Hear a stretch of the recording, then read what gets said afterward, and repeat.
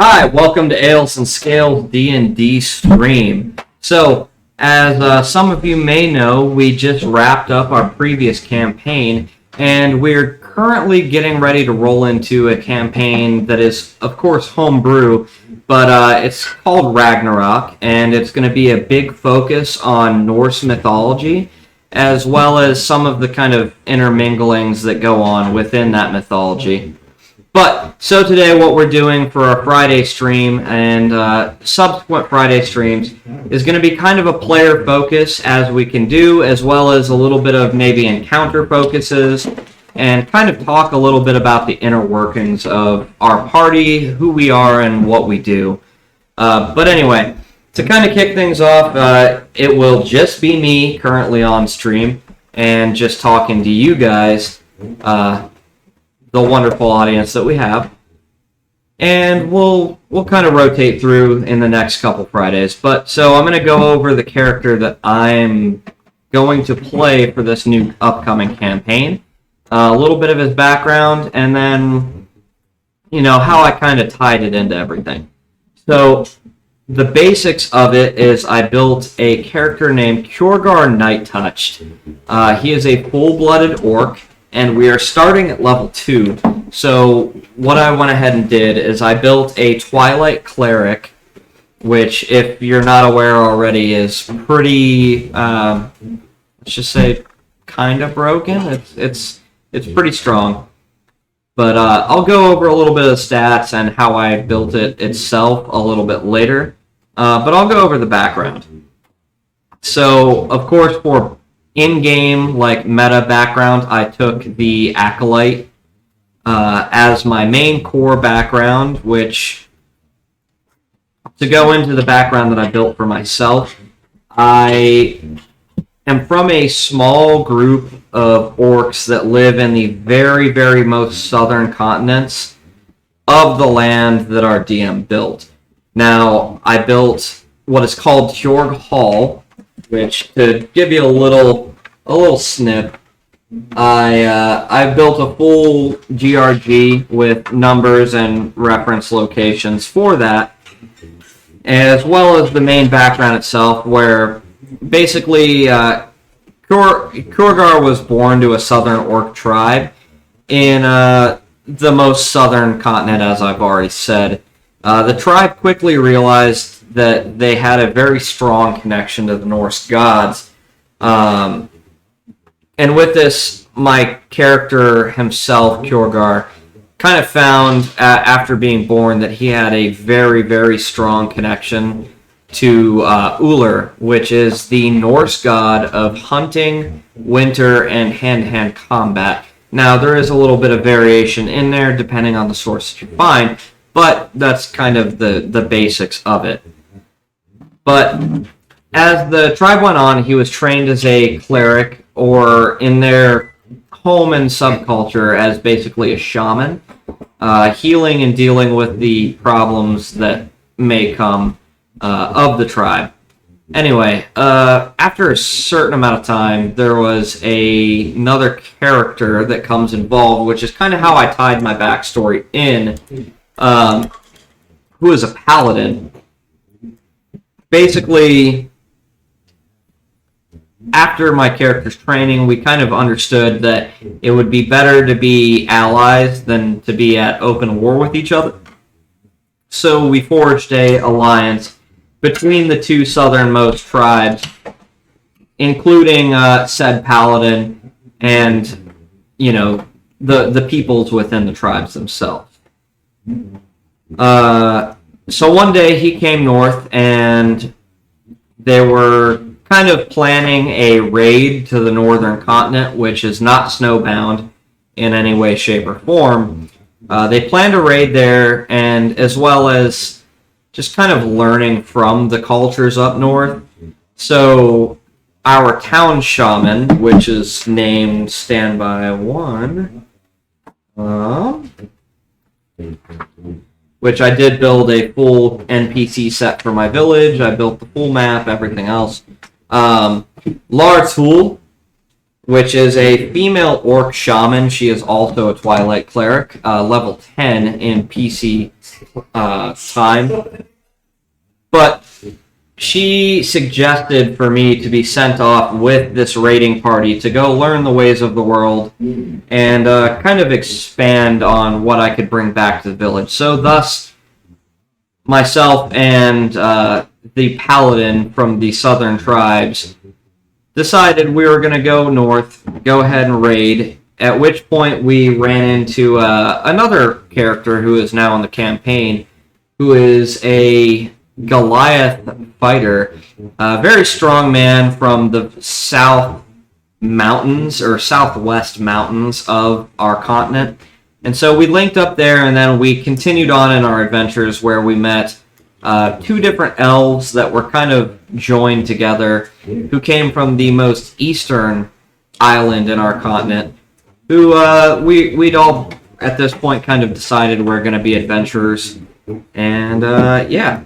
So that my town itself is a very typical orcish town, though it is very cleanly. Comprised of wood pikes making up a large portion of the wall, as it's nestled in between a narrow valley in between two mountains, the most southern valley region in which people would come up through. And so it kind of became a trade post because of the alliance with the southern tribes, as well as other tribes on these islands.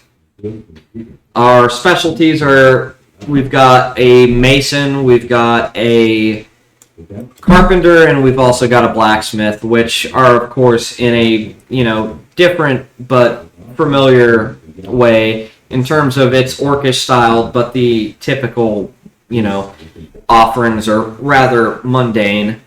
Some of the biggest key draws to my town are we have a type of ore that is made from meteorite impacts, in which we have a mine on the east and west side of town that they draw meteorite ore in with iron and other composites to kind of build a very, very strong and sturdy alloy, which grants us a +1 to weapons or armor, and it is a non-magical +1, unlike most +1s that you would find, so that's kind of our little bit of homebrew.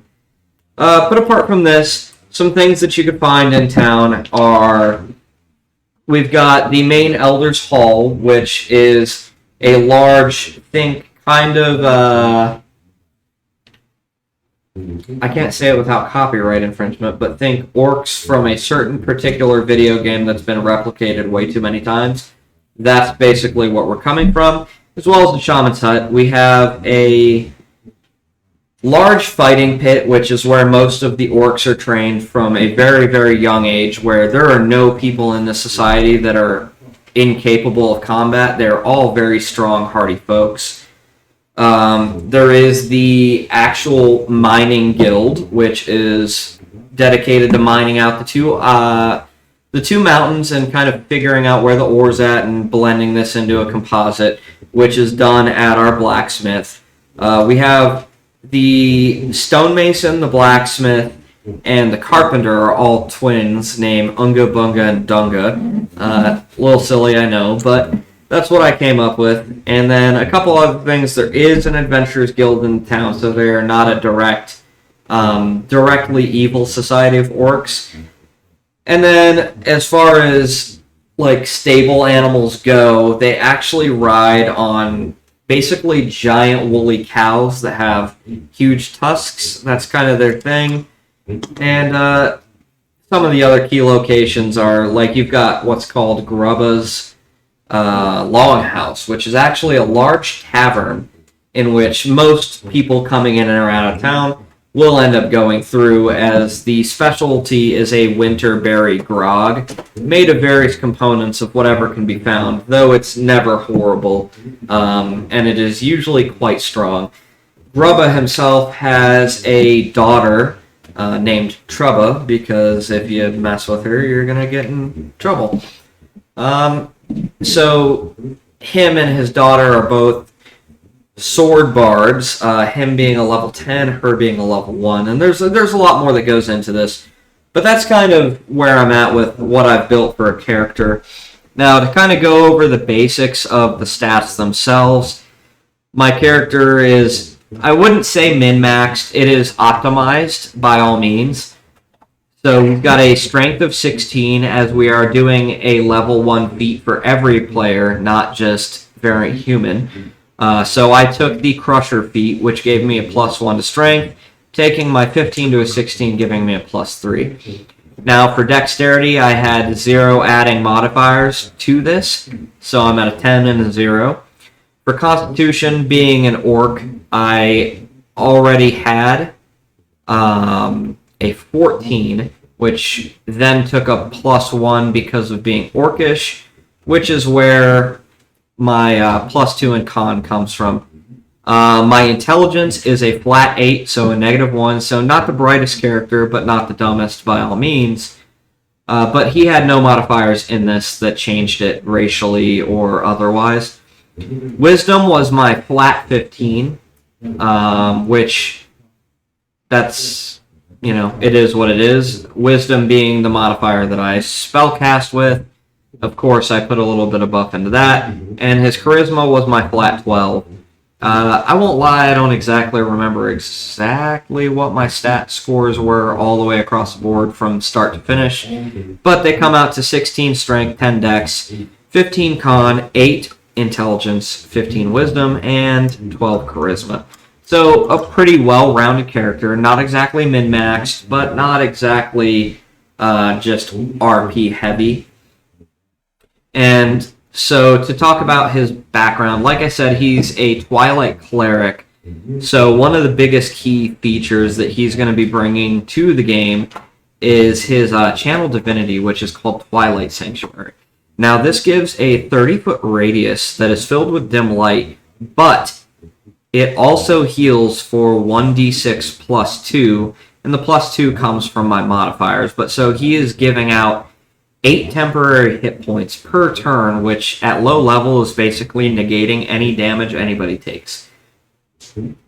Other than maybe critical. So he's a little bit of a sport character, but that kind of goes into my spell casting, where 90% of my spells are damage spells. I took I took Cure Wounds. And I took that specifically to heal myself and nobody else. The rest of them can get their temporary hit points and hope you don't die. But, yeah. So he's not going to be your typical heal me, like heal bitch cleric. He's going to be quite a strong fighter. And that is kind of where I'm drawing from, where most of his spells are inflict wounds, something that does radiant, that kind of deal. And then his main weapon and offhand are a Warhammer, which can be held in either one hand for a D8 or two hands for a D10. So if two-handed, a little bit more strong. As well as he also carries a shield and has the spell Shield of Faith to give him a little bit of a buff to armor class. Though, as a Twilight Cleric, he does get immediate proficiency in heavy armor. So, but anyway, so my name's Hunter Dean, and that's kind of the character I built.